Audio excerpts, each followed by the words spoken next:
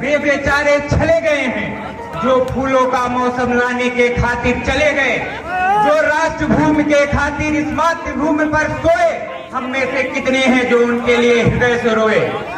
सभा में उपस्थित आदरणीय अधिकारी जनों को मेरा प्रणाम तथा न्यायाधीश जनों को मेरा सादर प्रणाम और विद्यार्थी जीवन के पथ को सुपथ में परिवर्तित करने वाले आदरणीय शिक्षक दल को सादर प्रणाम। मैं शाश्वत मिश्रा विभाग में तृतीय वर्ष का विद्यार्थी आज आपके बीच उपस्थित हुआ हूँ चर्चा करने के लिए। मेरा चर्चा का विषय है आज के युवा में देशभक्ति की भावना कम। जी हाँ, मैं 100% सहमत करता हूँ। आज के युवा में देशभक्ति की भावना कम हो चुकी है और जो ये देश के लिए संकट का विषय है, जिसका 3 प्रमुख कारण है।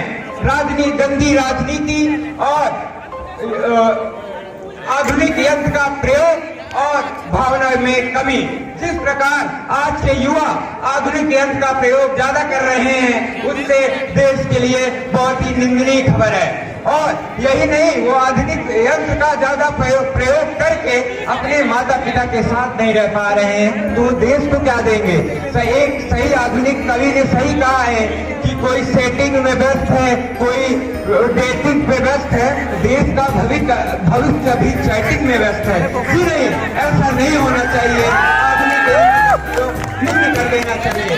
दूसरी राजनीति, जिस प्रकार गंदी राजनीति हो रही है, देश को ऊंच नीच जाति पात में बांटा जा रहा है, वो बहुत ही गलत है। एक अच्छी राजनीति ही देश को ऊंचाई की ओर ले जाता है और गंदी राजनीति देश नीचे गिर जाता है। इसलिए राजनीति बहुत जरूरी है, जिससे भारत माता भी रो रही है कि कैसा हो रहा है, जिसका समक्ष आपके उदाहरण प्रस्तुत है देश में जो हो रहा है। तीसरा, भावना। आज देश सबसे विशेष यही है कि भावना की कमी हो चुकी है।